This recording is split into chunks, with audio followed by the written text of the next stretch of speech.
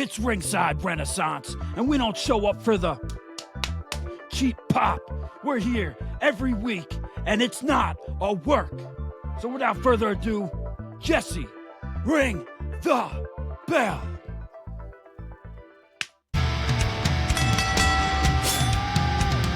You are now listening to the Ringside Renaissance Wrestling Podcast.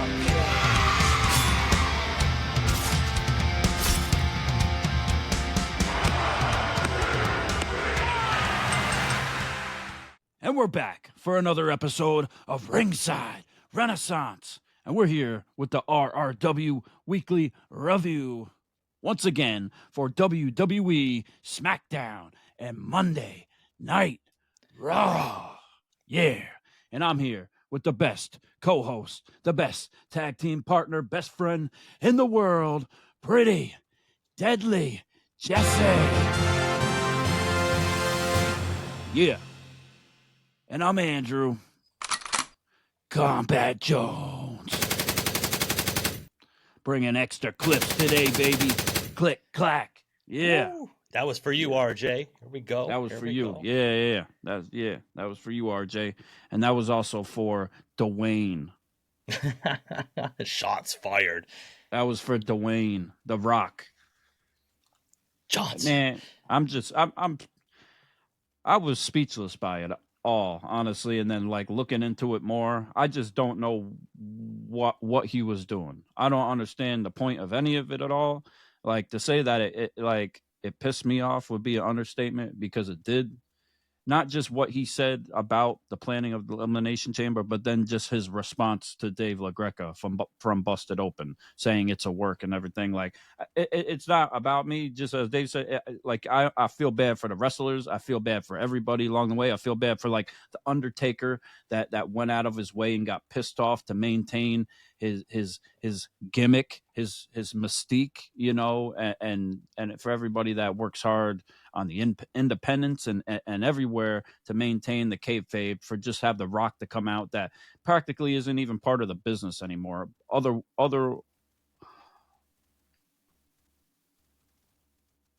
than making money off of it and sitting on the board and not showing up unless he's asked or told to, and make up all these pointless storylines throughout the year, ending WrestleMania last year, throughout the whole year, and showing up just because the ticket sales were low for the Elimination Chamber. It's just a shame. It really is. And I hope it's not going to hurt the business in any type of way. And it's funny, too, that you say that, because like he talked about the ticket sales being low for the Elimination Chamber, and somebody on X actually debunked that.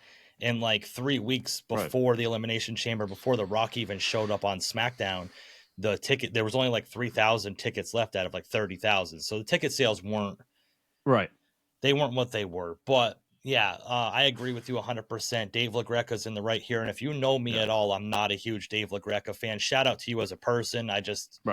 Sometimes he just kind of goes over the top for me, but that's just my personal taste. But and also, man, like putting Pat McAfee in a tough spot, because we're talking about The Rock going on the Pat McAfee show. Right. And that too. Yeah. It sucks. Talking about the whole thing being a work and everything else, which I don't even know what that is. And there's Pat trying to maintain the sense of mystique and kind of not pulling the curtain back. And he was trying his best, but The Rock was just throwing that all right out the window to he push just let his it all agenda.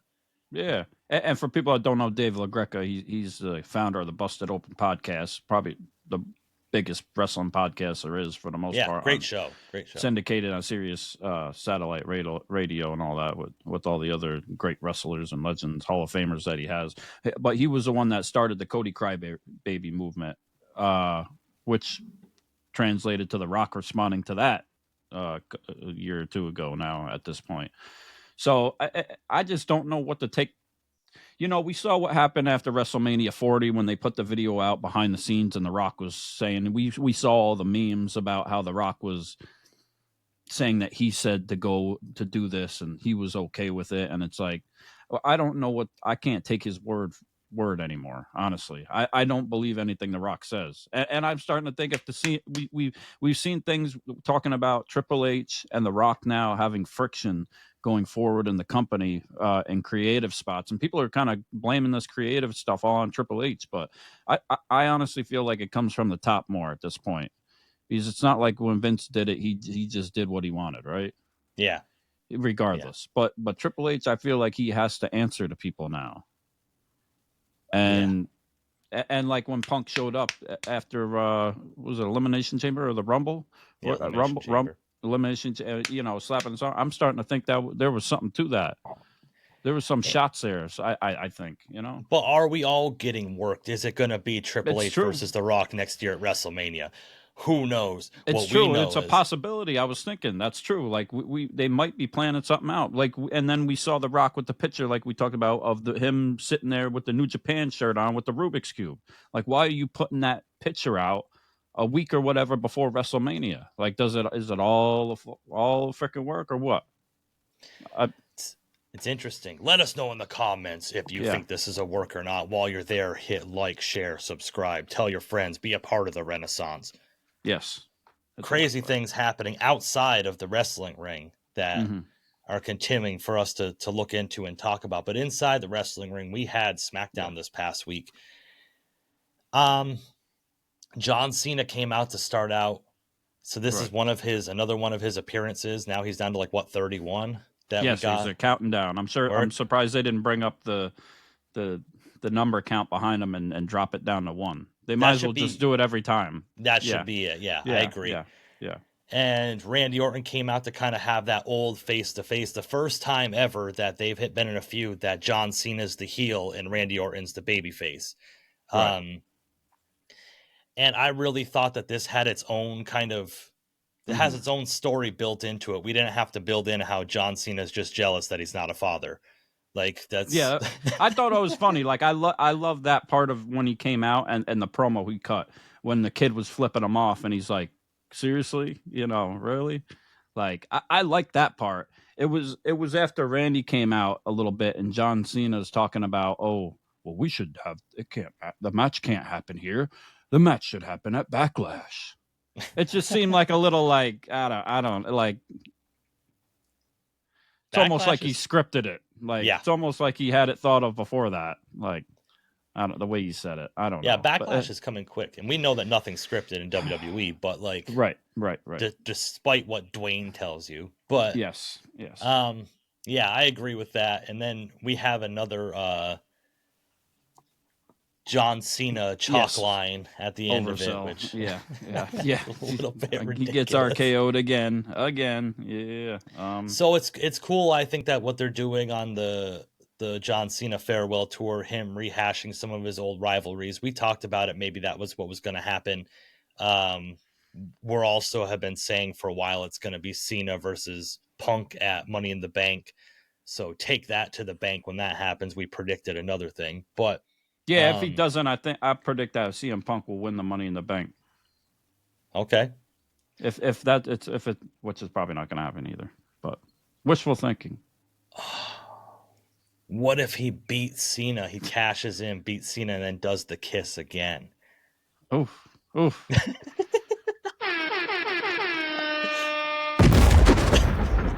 I'll get the tattoo. Oh man! Don't tempt me with a good time. But man, we have Orton versus Cena at Backlash, and hopefully that's better than Cena versus Cody was. Tiffany Stratton came out and was just her teeth looks better. Right. Going on about how she beat her idol or whatever, and that now nobody can deny that it's Tiffy time. Time. We got an interruption, which I was completely a little bit not shocked, but I guess shocked is the word for it. Jade Cargill came out to cut a promo on Tiffany Stratton. And she didn't sound too bad. I mean, she sounded a little mechanical still here. She still needs a little bit of work, but I think this is the first promo she cut in front of a live crowd in quite a long time. It's not like a pre-tape from backstage or nothing. This was a live promo, and I think she held her own with this. And I think she held her own in as far as the promo was concerned. Okay. But as far as in the ring, I thought she may have taken another step back, unfortunately. Okay. And I like Jade Cargill too. I like Jade Cargill, but I thought the match wasn't all there. But that's it. Shows, that's what happened with the match at WrestleMania with Tiffy. I don't know if it's Jade's fault, or can Tiffy just not carry a match too? Because technically she should have more experience than Jade to a certain extent, right? For all her time in NXT and the training. But I don't know. People have off nights too. Things happen. She's also pretty green too. You know what I mean? So both of them are both. So it's kind of a hard spot to be in. Yeah. And But, I expected a run in from two people in this match, but we only got it from one. Okay, were you expecting Charlotte too, or? Yeah, I was thinking we might get Charlotte. I don't know if she's been banished now, or or what, but we'll see what happens when Charlotte decides to return again. Yeah. Is she gone for good now? She was like, okay, this didn't work out good. I got a bad taste in my mouth, And it's not Andrade. It's not Andrade. It's Ludwig Kaiser. Yeah. Yeah. I don't know. Moving on, Naomi did interfere with this match. Match ended in a no contest. Naomi threw some of the most hellacious punches I've ever seen in my life, landing about 6 inches from Jade Cargill. Yeah, I don't. we need to tighten that up a little bit, because she is the veteran in this case. So, I mean, something like that really needs to be buttered up a little bit better. But we'll see where this goes. I don't think the Jade and Naomi story is done yet. I think that's kind of why they were doing this. I wonder what's going to happen with Tiffany Stratton moving forward. A lot of people want to see Naomi as the new women's champion, but time will tell on that one. I know that they better use caution when they mess with Naomi. Yes. Proceed with caution.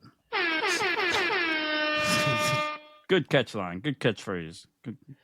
We had Solo. Right, we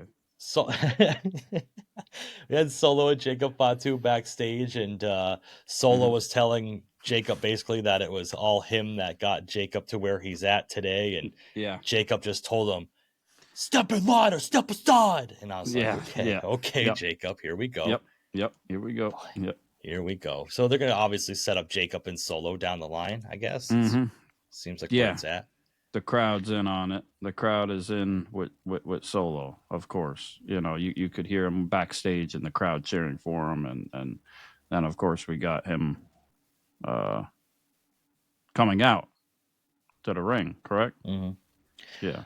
Well, he came out... Oh, no, that was... Yes.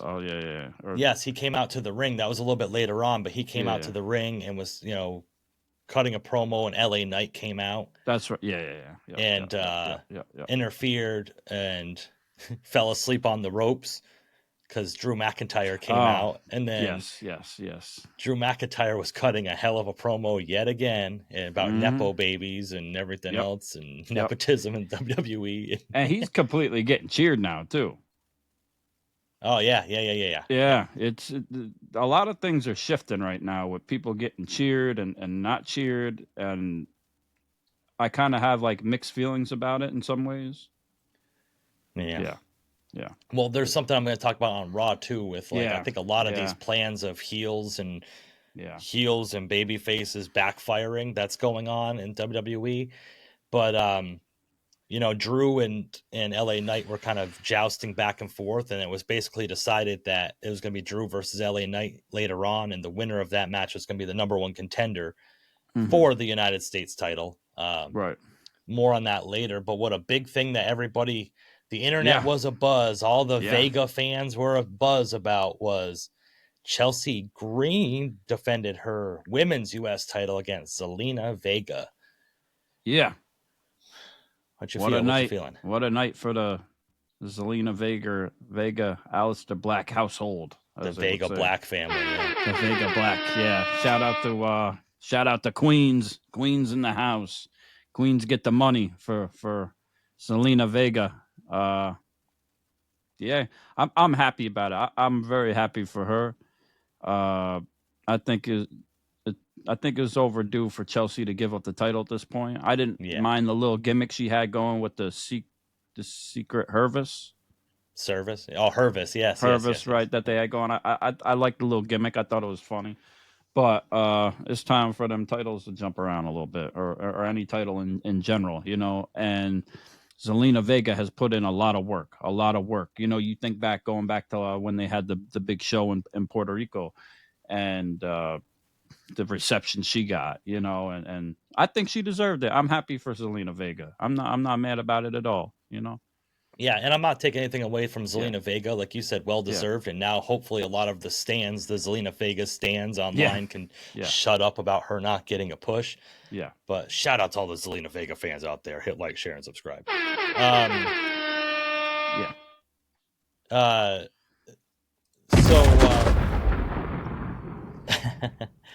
So anyway, also the whole thing is that I wish Mi Chin probably would have gotten this nod a little bit because of the work she was putting in against Chelsea Green. That's what I was saying. Nothing against Zelina Vega, but that's fair. You know, shout out and flowers to her. And hopefully, like you said, the mid card titles are supposed to hot potato a little bit. You know, so if you're gonna keep the heavyweight, like the world champions and the WWE undisputed champion, all that stuff, you're gonna keep those titles on long reigns, like. Let these mid-card titles hot potato a little bit, so the fans of weekly shows that go, they don't know whether or not they're going to see a title change or anything. If someone stays a champion for a year, it's like you're going to these shows thinking like, we're not going to see a title change here. So if you're going to keep raising the ticket prices too, you want to see something happen. You want to see something different, you know. And yep. You got to have that bit of unpredictability. I mean, I think even for the world titles, but. Whatever. Yeah, sounds good to me. But it's not the good old days anymore, I guess. But in the same vein of what you were just talking about, is a great night for the Vega Black family because the Miz came out and as soon as I saw the Miz wearing all white, I was like, oh, he about to get it. He's gonna he's gonna get his face kicked off. Yeah. So we had the Miz giving that weird chain to who was supposed to be on that chain? Can you tell me? I guess it was Mello. I don't know. The jeweler did just as bad a job making that chain as the people did that were supposed to make our T-shirts. I'll say that. Yeah. Gotcha. So if you're watching, do better. Yeah. You got one job. Just put the fries in the bag. Yeah, everybody waiting for a Ringside Renaissance shirt. You're going to have to wait a little bit longer, but you don't have to wait longer for us to hit that like button for us real quick if you're still watching. Smash the like button again. Make another account and hit it again. Hit it again. Hit it 3 or 4 times for us. I got you. Make 5 accounts. But what we did get when the Miz was talking was the return, and we called it the way it was. Oh, wrong one. That fit perfect. Appreciate that.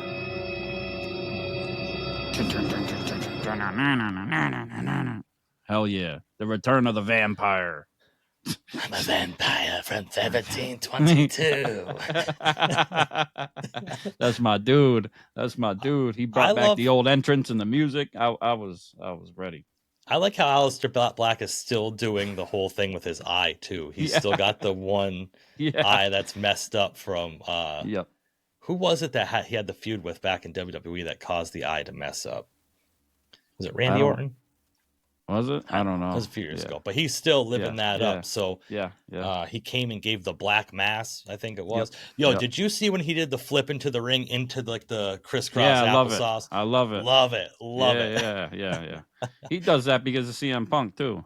He said. Oh, really? Yeah. He does. Yeah. He does the I'll say crisscross applesauce. Yeah, that's probably the best way of saying it. Yeah. Yes. Yeah. We're in 2025. Yeah, that's true. Yeah. We don't sit the same way we did in kindergarten. No, that's true. Yeah. Even though we do, we don't. It was a different time. Yeah. They're gonna have to rename the name of our hometown pretty soon because it's can't be offensive. No. But yeah, it's cool to see Aleister Black back. I hope he doesn't get caught in the mix of everything of so many, like we've talked about so much, is like they're so oversaturated with talent right now and stuff. And I just hope he doesn't like get like a long speed title run, and that's what they're gonna do with him. I hope there's more. Because it was a quick thing. He didn't really give a promo. He didn't say what he's there to do or this or that. They, Wade Barrett and Tessitore did a good job explaining about him as he walked down to the ring for the most part, and then he just kicked Miz's face off. And then we got told that we're going to have a match between Aleister Black and Miz next week. Yeah, on Friday.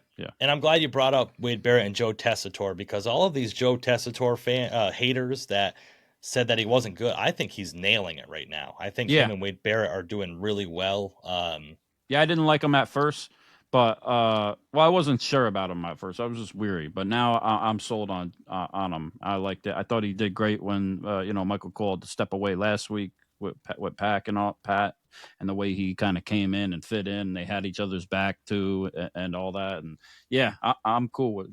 I don't think it needs to be any change there whatsoever. Whew. The commentators are getting their shine lately, except for Corey Graves. It's kind of sad. Yeah. He's over on NXT with Booker T. Ducky. Yeah, man. Ducky, quacky, shucky, ducky. Oh, yeah. Oh, Whoop that trick. What? Yeah. Yeah, man. Oh, baby. What are you talking about, Booker? Oh, nothing. Nothing. I just, yeah. I just came 5 times. 5 times. 5 times. 5 times. I had to commit to the bit. Shout out to the Booker T NXT compilation videos on YouTube of his reactions. Yeah, I bet his wife must enjoy watching them while he's away. Oh yeah, man. Yeah. Oh, load of ice, baby. Yeah, shucky, ducky, quacky. The Stephanie Fat move. Oh yeah. Oh yeah, man. This is my favorite move. Yeah. Oh man, shout out Booker T, man. Yeah. Shout out Booker T. Yeah. Man. Yeah.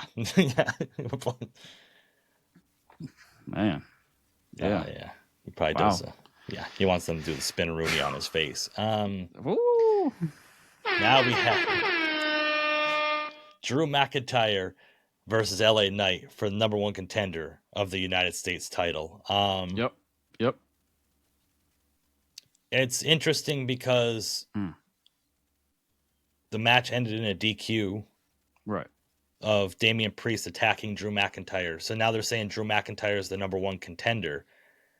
But then earlier on, Tiffany Stratton was facing Jade Cargill, but when there was a DQ, they said it was a no contest. So, need a little bit more consistency, Triple H. But throughout all this, we've learned that Drew McIntyre is now the #1 contender for the United States title against Jacob Fatu, which is interesting because I don't think either one of them should take a loss right now. So okay, right.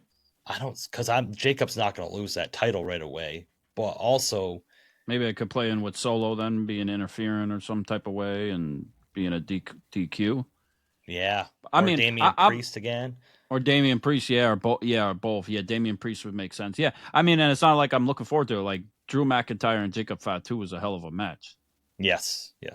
Jacob Fatu and pretty much everybody we haven't seen right now is like a hell of a match. Yeah.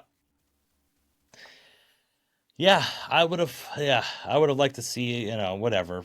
Who cares what I would have liked to see? But I'm done with LA Knight too at this point. Like, it's not that I'm done with him, but he's kind of on the decline a little bit. Like, he still gets the pop from the crowd, but it's not the same as it was. And he's not in the title picture. He held the title for a long enough time, I thought, and there wasn't much going on besides it's just he had the thing with Melo and he had the thing with Andrade a little bit, and that was about it. But yeah, I think it was new time for somebody to take over. It's not that he can't be in that picture anymore, but there's just so much going on, so many people. Like, we got Aleister Black now too. Where's he gonna fit in? He gonna be in the main title picture? He gonna be on his little side quests, or what's he doing? Oof. Yeah. tough sledding in the WWE right now to hold a spot, to get and hold a spot. Who takes the right L now. there? Yeah, who takes it? And like they said, and Nick Khan said, we don't just sign people to put them on the bench either. Yeah. Right. So we'll see. We'll see if they don't sign them to put them on the bench, then whose time is it to be released then also? And it's after WrestleMania. It's coming that release season. So yeah, We'll man. see. Yeah, man. Yeah, man. Yeah. Everybody was excited about this tag title TLC match, and a lot of people were saying that this match should have been on WrestleMania over the New Day and the War Raiders. Yes. I don't really think 100% that that's the case. No? I don't know. Because at that point you're taking away from what the War Raiders and the New Day have done to kind of That's true. get their spot on WrestleMania. So to say, well, this match should have been over that match, that's kind of putting down what the other people have done, and I don't. Right. I think that War Raiders and New Day are both proven tag teams that should have had a match at WrestleMania. Yeah, they deserve it, especially with the New Day winning and setting that record or whatever for holding the tag team titles. Yeah, or for that many, having that many. Yeah, it's deserved. They deserve it. Yeah, for sure. Over. Was the TLC match a better match? Yes. Was it more entertaining? In my opinion, yes.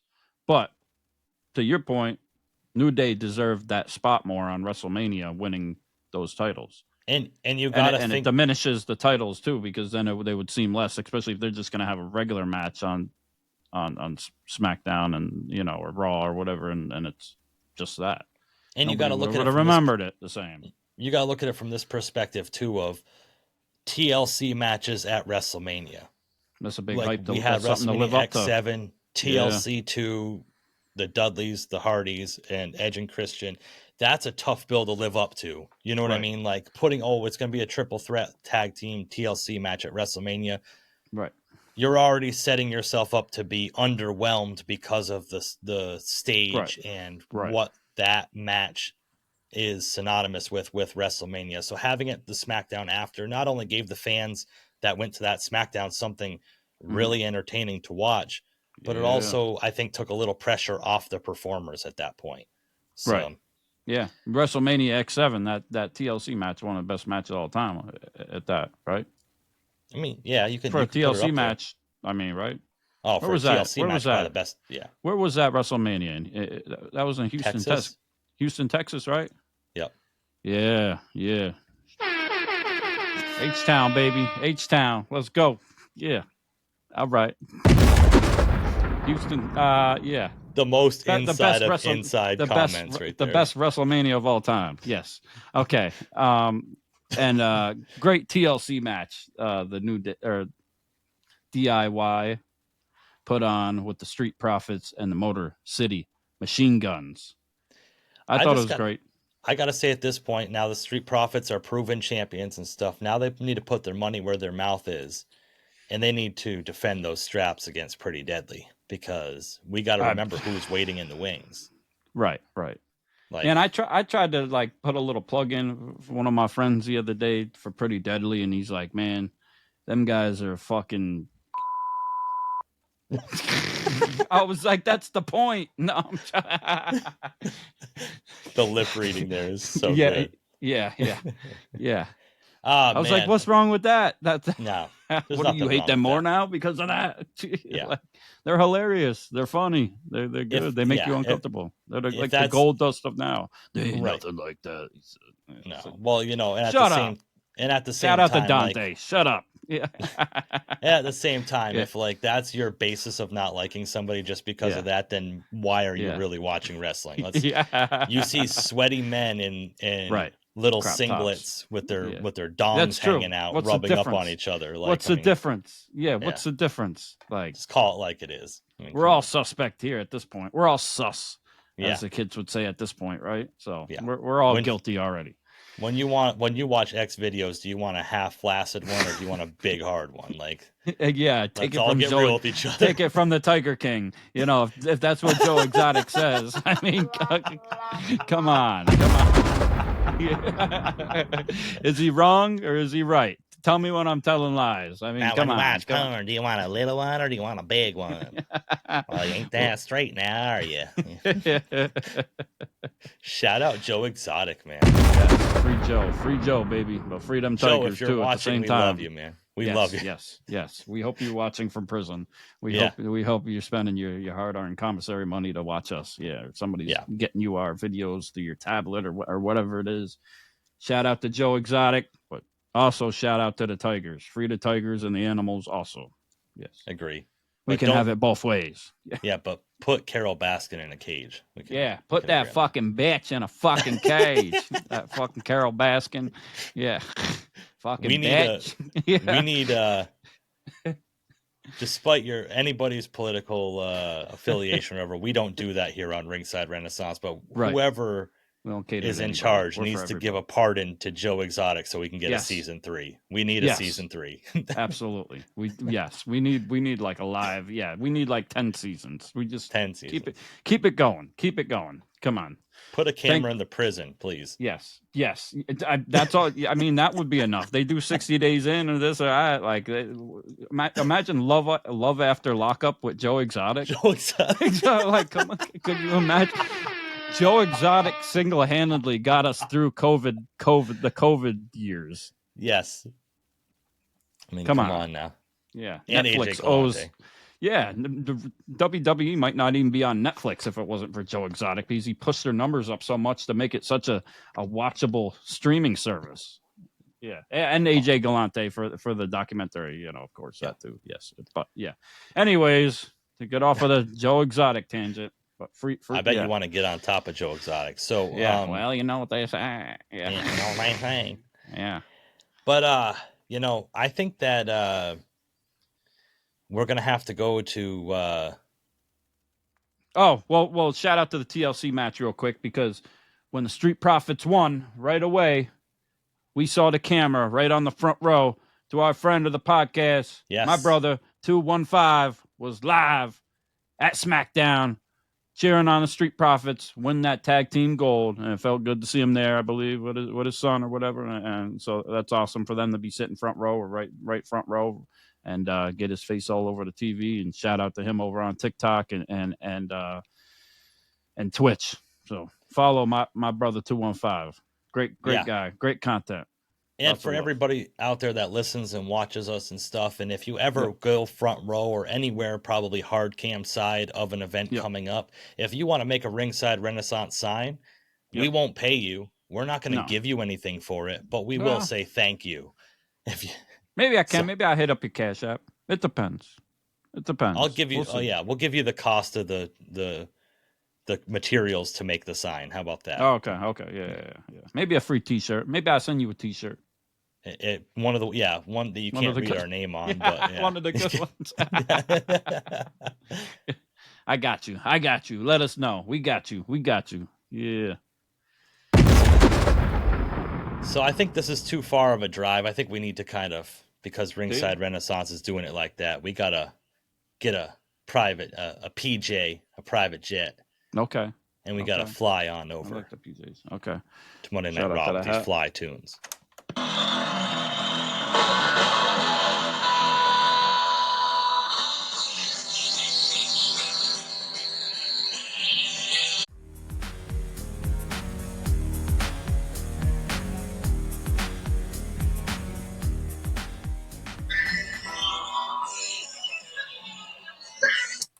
Yeah. Whew. Shout out Kiss. Yeah. Shout out Kiss. Ace Frehley. Frehley. Yeah. My first man crush. Oh yeah. My first guitar hero. Yeah. We're back in the New York groove, baby. Oh yeah. And welcome to Monday Night Raw. Yes, you're on board, Combat Jones. Let's get it. Can't do them all because I got like 10 different controllers. Oh man, it's hard. It's hard to figure out. We're getting there. Yeah. We need better production.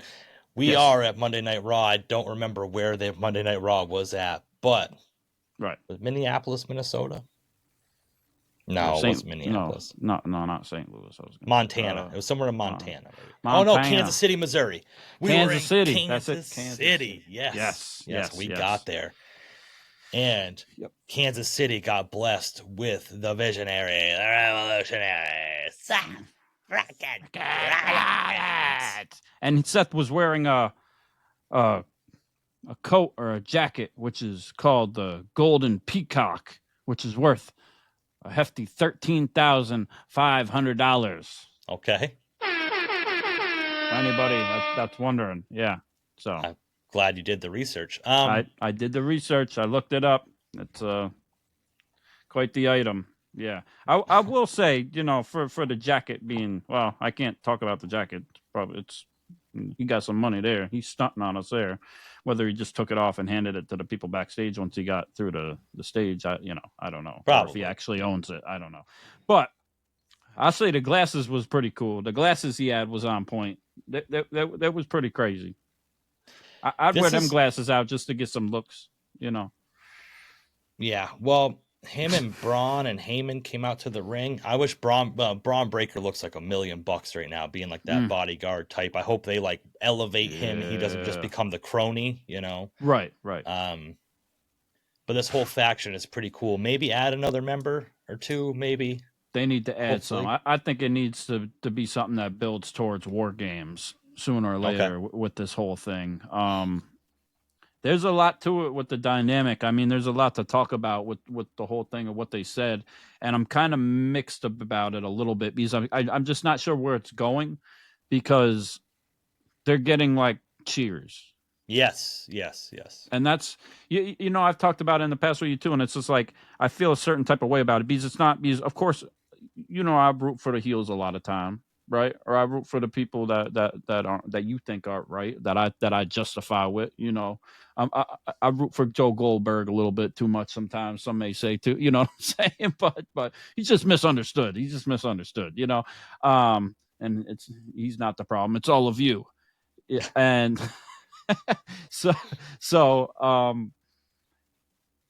but with that being said, when I go to events and people come out that are supposed to be booed or are the bad guy, even if I like them, I will still boo them to give them that satisfaction, to show respect to them, because that's what they're doing it for. I feel like you're doing a disservice to them or to the storyline.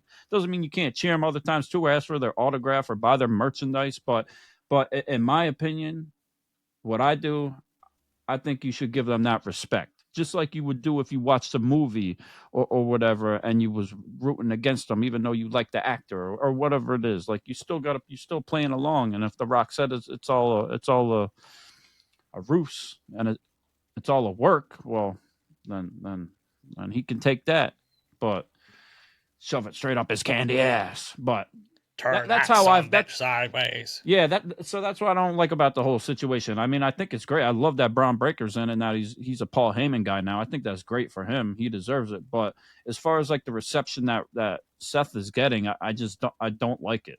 And I don't know how it's going to play into with Punk and Roman, because obviously that's got to be where they're going sooner or later. We didn't see Punk or Roman at all throughout the night, so they've been taken out. They've been hurt, but you think they ain't gonna make a comeback? Who else is gonna make the comeback for the save for this, right? Yeah, and I tend to agree with you. And well, I'll get into that with the main event, but yeah, they were talking, and Sami Zayn came out and tried to talk some sense into Seth Rollins, talking about their friendship and everything else. And Sami Zayn reminds me more and more of Mick Foley every single week. Even the way he does his point when he points at him when he talks, it's like very Mick Foley-esque.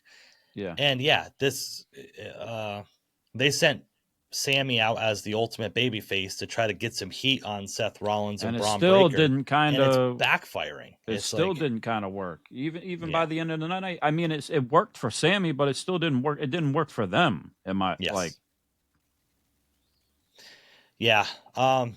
on that later, because I want to get into it once we get into the main event. But I agree with you 100% with what you're saying, and that's something I was going to bring up. Yeah, he told Sammy he got to figure it out. Either get in line or you're going to get put down. Pretty much. Like, you can't coexist here, or you're going to have to leave. One or the other. Yeah.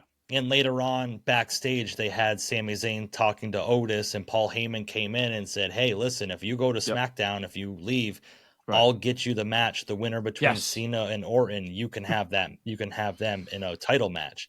Which, how does Paul Heyman have that much pull? Maybe he's just selling him snake oil, but yeah.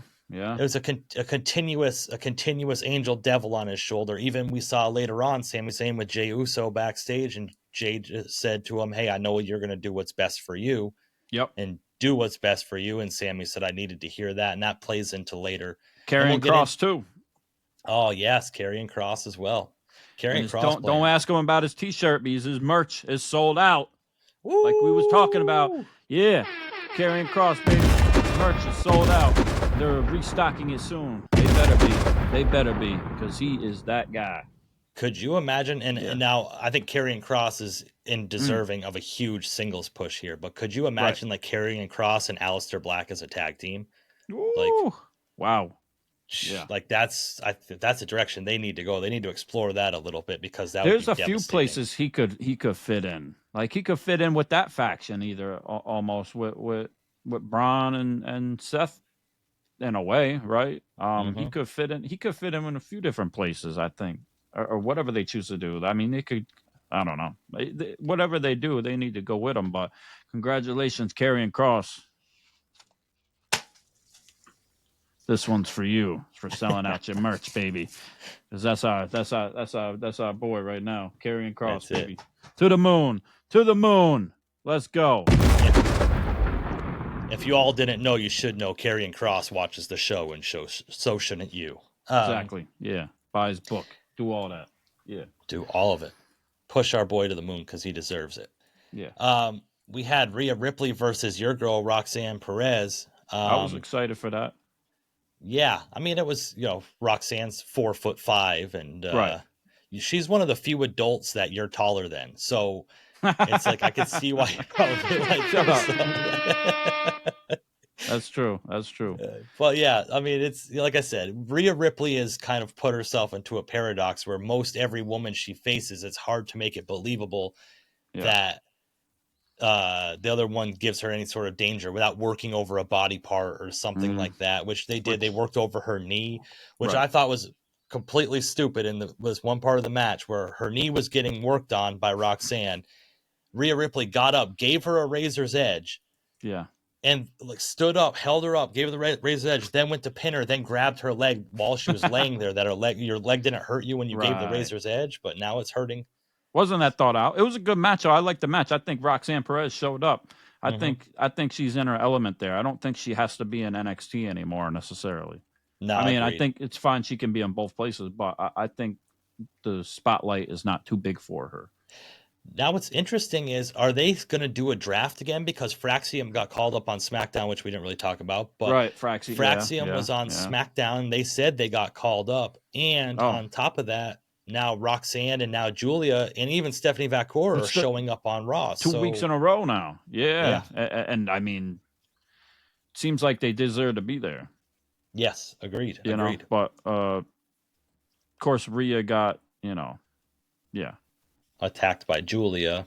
Exactly. Julia. Yeah. Which give me that match. Julia versus Rhea Ripley. Give me that match. And I think that's what Julia needs too. I think that will really put her over, and I think that will really help her in the ring and become more comfortable because we know she has the skill. She's proved it in other places. That's why they brought her to NXT and WWE. But she's kind of seemed like a little nervous, like overthinking things in NXT a lot of the times for her matches since she had kind of shown up there.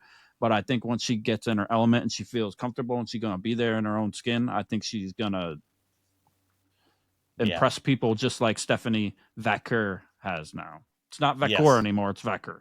Vacour. Yeah. Yeah. Vacour now. Yeah. Shut up, Michael Cole. Yep. Yeah. So Roxanne and Julia were beating up Rhea. Here comes Io Sky for the save. Now, you got the upper hand. You got the upper hand in a 2-on-1 right now because Rhea rolls out of the ring.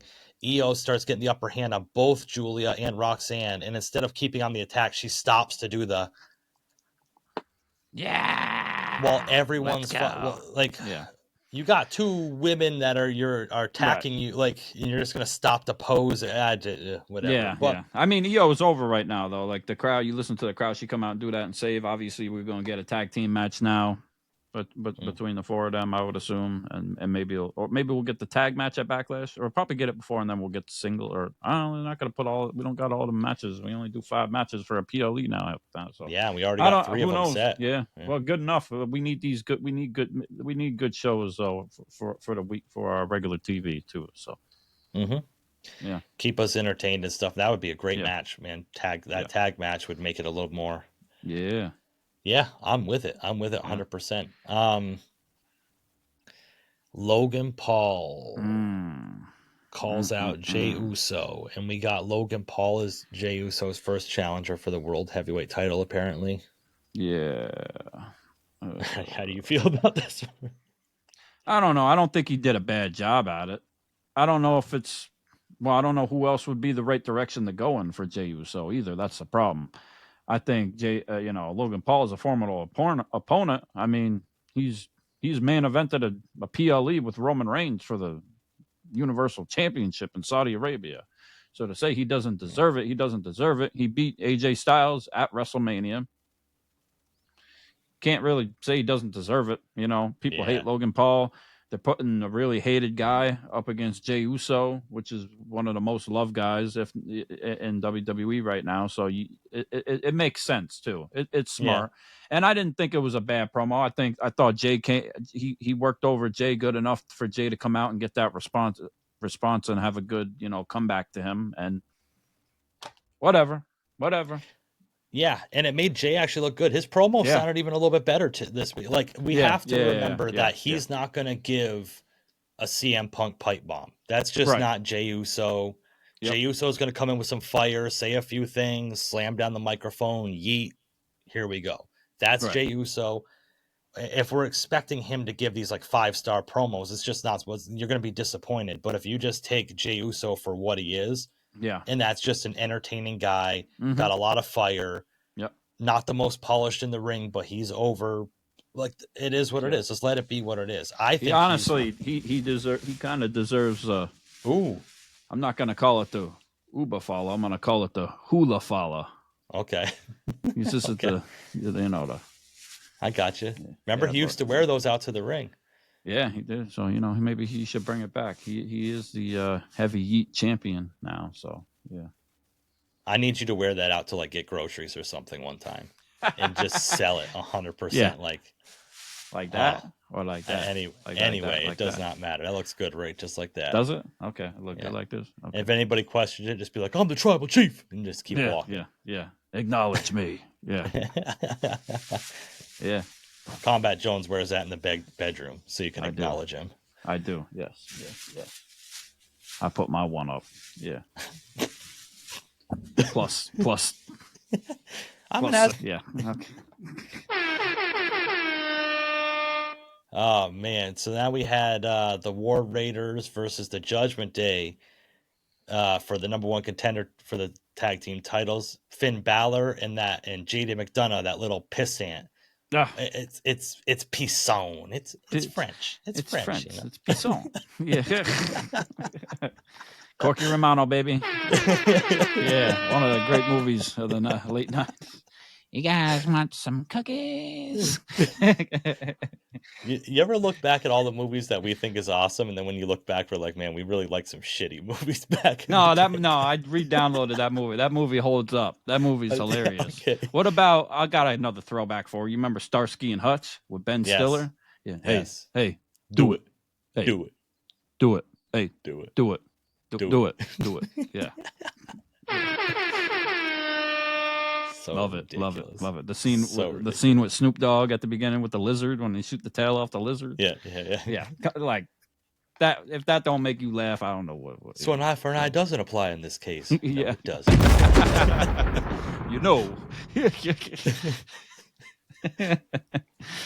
But we had the New Day on commentary while this was going on. I thought that was terrible. There was just too much going on. It's like, okay, there's only so much of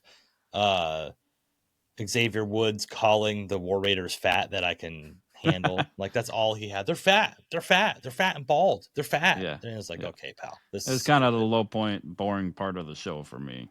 With all due respect, to them. The match was cool. It's cool to see JD McDonough back in the ring, Right. especially after the injury that he took in his last match with the War Raiders, actually.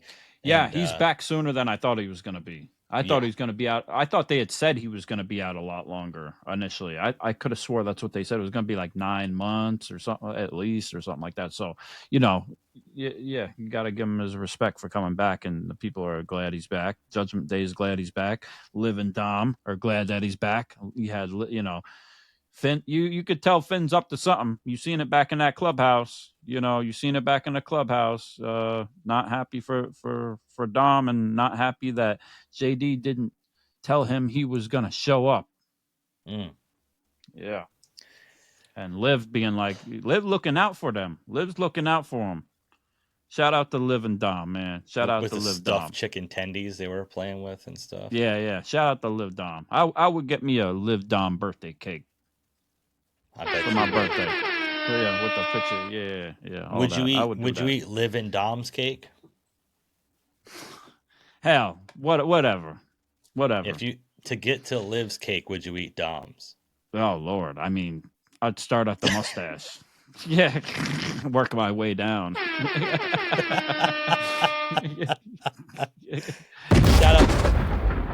Shout out Dominic Mysterio, man. That dude is killing it, man. He was on Busted Open talking about his IC title reign, and he's just on all the time. And Bully Ray asked him about Penta and Ray Phoenix coming, and what do you think about Penta and Ray Phoenix being here? And the first thing he said was, "It took him long enough." Like it just everything he does is just so on. He knows what to say now. Like at first, when he first showed up, he was doing this thing with his dad. You could tell he was nervous and not that. And he's kind of, even with the Judgment Day, like they were carrying him and helping him out there. And even the pop from the entrance, it was messing with it. You know what I'm saying? But now Dom is in the moment, and he has the presence of mind of what he's doing and what he's saying, even in interviews outside of the ring and everything. Dom is killing it. Yes. Agreed. Yeah. Liv too. She's been killing it. Power couple. Great. Love it. Liv's going to be in a major motion picture. You didn't know that. And I hope she leaves for 6 or 8 months. And guess who's calling? The T-shirt people. Jeez. Oh, great. That's a beautiful thing. Yeah. Who else was calling? Becky Lynch came out and she was teasing her big time Beck's coming back. She said, "We don't need no long drawn out who done it of who attacked Bayley. It was me." I don't know why you attacked Bayley to be Lyra's partner just to turn on Lyra a day later. Doesn't make a lot of sense, but good plan. Mission successful. Yeah, they're trying. Lyra Valkyria came out and cut a little fiery promo of her own, and I thought Becky did good. I didn't see Lyra coming like that. No, she came out with some fire. She killed it. Yes, Lyra did she great. Needed that. I was surprised. I didn't honestly. I mean, I watch NXT, but I didn't know she had it like that in her. To cook on the mic like that, and then to go back and forth with Becky like that too, with the legend, you would say, and Becky, it is what it is. She is, and she will go down like that, and then to hit her with that drop kick, holding on to the ropes from the outside was perfectly planned and perfectly placed too. Like Lyra deserves, like I said it before, I can say it again, she deserves everywhere she be. She's not too big for that spotlight there on the main roster, and was thrown right into the fire, and she's just excelling with it and that title. And all of a sudden, we really care about the women's intercontinental title, especially between Lyra Valkyria and Becky Lynch. Yeah, that makes it big time. No pun intended. But Lyra, I mean, and I don't see Lyra coming out from a win with this unless there's a DQ. Bayley comes out and gets her revenge or something. I can see that happening. Right. But boy, we get at Backlash. Yes. Backlash, baby. Backlash. Yep. Yeah. Speaking of Backlash, I'm just going to go over really quick. Stephanie Vacour defeated Ivy Nile. Was a decent match. I like Ivy Nile. I like Stephanie Vacour. Good match. Great match in the ring. I don't know where they're going with that either way with what's going on with it, because it's the NXT Women's Champion and Ivy Nile's kind of just been floating along. So Yep. As far as storyline goes, I really don't see so much going on with that. But as far as a solid match in the ring, I think both performers did very well. Yep. We got no El Grande Americano either, but we had Chad Gable backstage defending his honor against Penta, talking crap about Rey Fenix getting put down at WrestleMania by the best wrestler right now, El Grande Americano. Unfortunately, Chad Gable got kicked in the face, in the chest for it, and Penta was, defending his brother. But it's such a cool little walk. It's so good. Yeah, it's good. I do that at work. It was People cool. wonder what the hell I'm doing. They're like, what are you doing? I'm like, You're creeping around. Yeah. With the lights out in the locker room. Do it in a mask on. Yeah. With nothing else on. This next part. Now, last week, Gunther choked out Pat McAfee. Gunther's been suspended indefinitely. Pat McAfee wanted to speak on it this week. And if you would have told me before Raw last night, right, that they could have, you couldn't have made me believe that they were going to get me interested in a Pat McAfee Gunther match. Right. But Pat McAfee sold this match to me that now I am excited to watch this freaking match. I was so confused about it for a second because it was like the first 2 minutes of the promo he was cutting. He was like catering to like the city and like everybody on TV. I thought he was running for president for a second. That's what he does. Yeah, you know what I'm saying? Like he was selling himself, and then he started getting into the Gunther part. But it was something special. And it was like what you and I got a better promo than a wrestler. A lot of wrestlers when they get caught up in the moment. He was letting it fly. And it was what you and I talk about over and over again about what we like about this business is them blurring the lines between reality and what's on TV, and him talking about the type of man he is, and that he came from nothing. He came from humble beginnings. His dad was a truck driver to make ends meet. He never got handed anything. He made the most of his opportunities. Now he's talking about, which is all legit, like legit. Yeah, it's legit. Legit it story. Like a president, like he's campaigning around the country, like it was something. If you know Pat's story, for he him could run to for even president, get, man. For him to even get to college, he had to win an underground poker game to make money to go get scouted to go to college. Like, wow, okay, everything he did was just he's a legit. Crazy story. But then he was going on about how he gives back. You know, he wants to be remembered as somebody that gives back to the communities and gives back to charities and LGBT. Left the world better than when he came in. And what he said is, what he wants to be remembered after all that he does, what he wants to be remembered for more than anything else is that he's fucking loyal. And like that there was like, okay. Dropping the bombs. He dropped the bomb a couple times. He was dropping it off. And they gave him the green light to do so, or whether he did it or not. Like the audience loved it. Michael Cole loved it.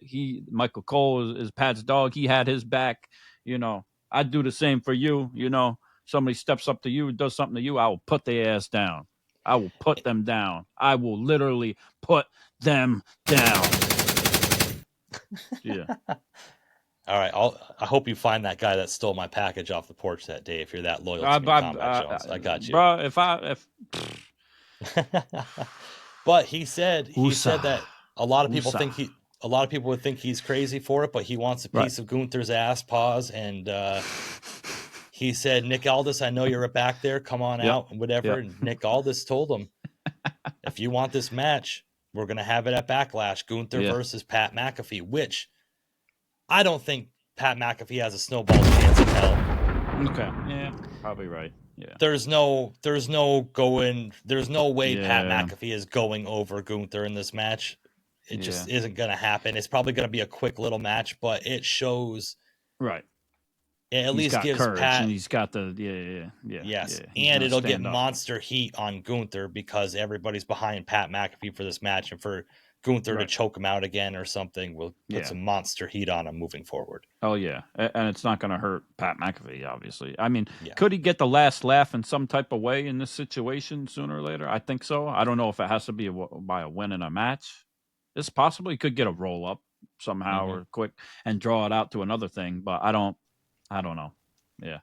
either way, it was a great promo, and the crowd was loving it, and it's just I loved all it. of what's good about and right about wrestling. Yeah, I was hyped especially about for it. what The Rock has done and everything.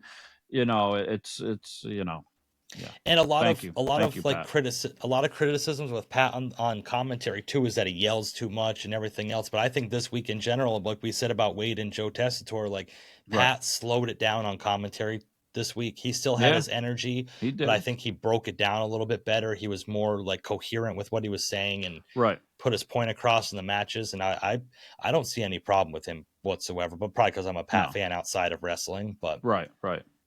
I it is like what he it brings a is. little bit different energy. Some people don't, some people might feel differently about it, and I understand it because it's not like how the normal it goes or what they're used to. You know what I'm saying? Some people might think he's a little extra, over dramatic or loud or this or that, but I enjoy it though. I think he's good for the most part, and he brings more audience to it, and he brings more light to it, especially with his show and everything too. And they kind of scratch each other's back when it comes to that, so. Mm-hmm. Yeah. Brings the juice, as they say. Yes, just like us. Would We bring the juice. Would Sami Zayn bring his decision to Seth Rollins because it was time for them to meet out in the ring for Sami to give Seth his answer? Are you going to join us? Are you going to go away to SmackDown? What is your choice, Sami Zayn? Yeah, And man. Sami Zayn basically told him go to hell. Yep. Literally. Yep. I'm not a coward. The one thing I've never been is a coward. Yeah. And we're still friends. We still, all that, but it ain't happening, man. It ain't happening. Yeah. So do what you got to do. What you got to do.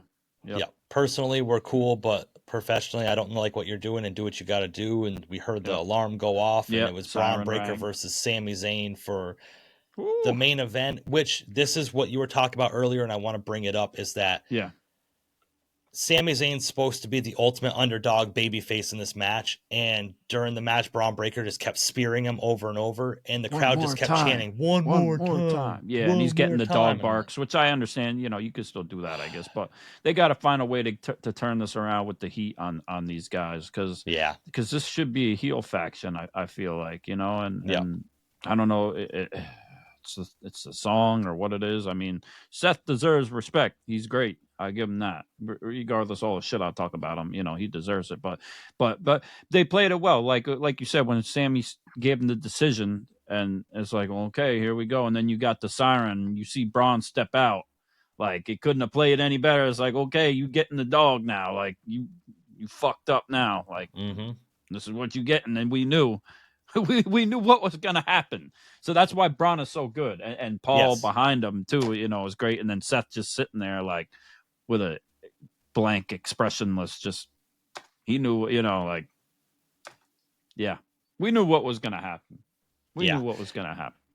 Yeah, like you said, I wish they could find a way to get more heat, and I think that was their attempt on it, because Sami is the ultimate babyface, like, to try to get more heat on Seth and Braun, but they ended up stopping the match after Bron Breakker gave multiple spears to Sami, and then as they were helping him up, he was sitting there in position for 2.5 minutes while Seth was telling Braun, you got to take what's yours, and turn around and stomp Sami. And Raw goes off the air with the crowd doing the whoa, whoa. And I'm like, I don't like it. Backfiring. I don't like it. Backfiring. I don't know what they can do, or what they're going to do, or like how many people they can go after that are baby faces and put them down to do it. Like, go after Jey Uso. I don't know. I don't know what they can do. I mean, there's got to be something. But people just need to. People need to get their mind straight. Like, when they go to these shows, man. Like, obviously, they do.